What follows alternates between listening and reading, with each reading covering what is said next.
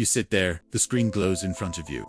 The cursor blinks, silently asking, what are you waiting for? You know what needs to be done. You've replayed the task in your mind 100 times. You promised yourself that today would be different, but here you are again, stuck. You call it laziness. You blame it on a lack of discipline. But deep down, you know that's not the whole story, because if it were really laziness, why would you care so much? Why would it eat at you when the day ends and the work is still undone? You're not lazy, you're afraid. Procrastination isn't a problem of time management. It's a problem of emotion management. When you procrastinate, you're not avoiding the task itself. You're avoiding the difficult emotions the task brings up. Maybe it's the fear of failure. Maybe it's the fear of not being good enough. Or perhaps it's the quiet terror of starting something that might actually reveal your potential and change you forever. Your mind labels that uncertainty as a threat. And in an instant, your brain does what it's designed to do. It protects you. It distracts you with something easier. Quick scroll, a snack, a short burst of comfort to escape the weight of discomfort. Psychologists call this emotional avoidance. It's not a personal flaw. It's a biological impulse.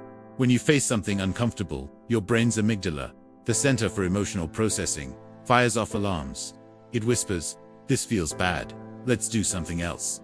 And your prefrontal cortex, the logical planning part of your mind, gets overpowered, so you delay. You escape. You trade long-term growth for short-term relief.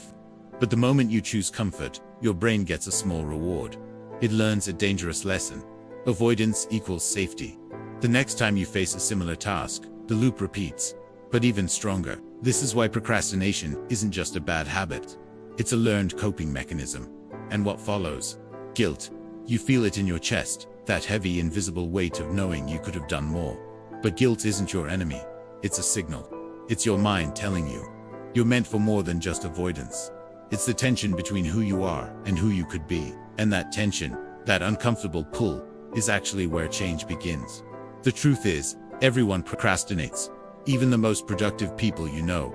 The difference is, they've learned to pause when that fear shows up. They recognize it for what it is, instead of fighting it. Because you can't out-discipline your emotions. You can only understand them. So, the next time you catch yourself avoiding something, don't attack yourself. Just ask, what emotion am I running from? Is it fear? Is it perfectionism? Is it the pressure to meet expectations you never agreed to in the first place?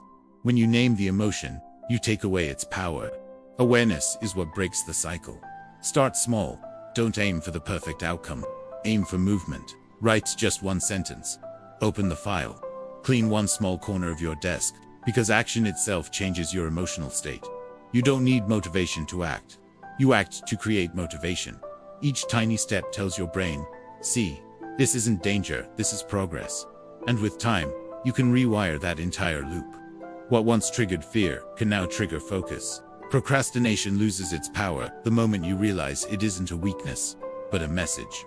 It's your mind asking for safety in a moment of growth. So be kind to yourself, but don't get too comfortable. Growth never feels safe. And that's precisely why it's so powerful. You're not lazy, you're human. And humans are wired to protect themselves from pain, fear, and the unknown. But life, your real life, begins just beyond that fear. The project, the dream, the version of yourself you've even putting off, they are all waiting on the other side of hesitation. So take the step, not tomorrow, not later, now, because starting is the cure for fear. And every time you begin, you teach your brain that courage feels so much better than comfort. Thanks for joining us today. If this resonated with you, consider subscribing to NeuraPath, where we explore the psychology of change and the science of becoming your best self. We'll see you in the next one.